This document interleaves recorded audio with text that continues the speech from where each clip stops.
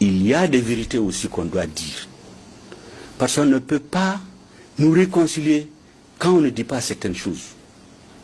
Dans le processus de rétablissement de l'État dans la région de Kidal, dans l'Agdad, il y a eu des abus contre les populations. Si on ne le dit pas, ça aussi, on n'est pas véridique. On en a parlé dans le livre. Il y a eu des exécutions sommaires. Il y a eu beaucoup d'orphelins. Il y a eu des gens qui ont été tués, qui ont été pris comme ça. Vous savez que chez le Touareg, quand vous lui enlevez le turban en public, c'est la plus grande humiliation que vous pouvez lui faire subir. On amenait des chefs de tribu. On enlevait leurs turbans, on les rasait. On les faisait arrêter au soleil toute la journée, on les fusillait vers le soir. Et on obligeait les populations à applaudir. Il y a des jeunes dont les pères ont été exécutés comme ça. Ils ont vu ça.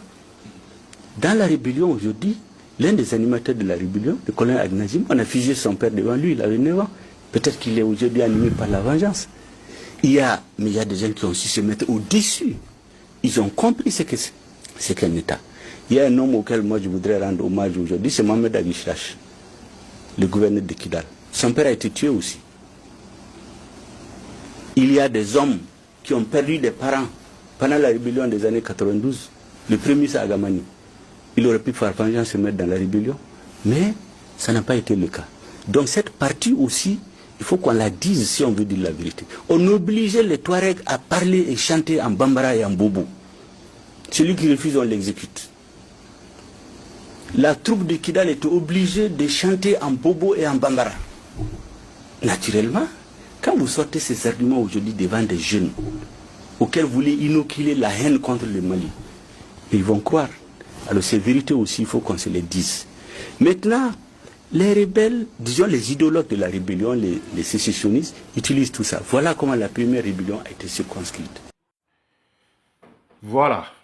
Chers abonnés, là vous venez d'écouter l'ancien premier ministre malien, le docteur Choguel Maïga. Il avait déjà dit l'affaire ci depuis. Voilà sa vidéo où il prévenait le gouvernement malien. Ce qui se passe actuellement au Mali doit se régler autour d'une table. La guerre n'a jamais réglé un conflit. C'est qu'aujourd'hui, ce qui se passe entre la Russie et l'Ukraine, la Russie a déjà gagné.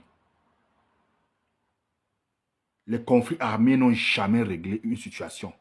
Donc nous interpellons ici le gouvernement malien sous la présidence du général Assimi Goïta et tout l'ensemble de la FAMA de regarder cette affaire au plus proche. Parce que, quoi qu'on dise, c'est les pertes en vies humaines.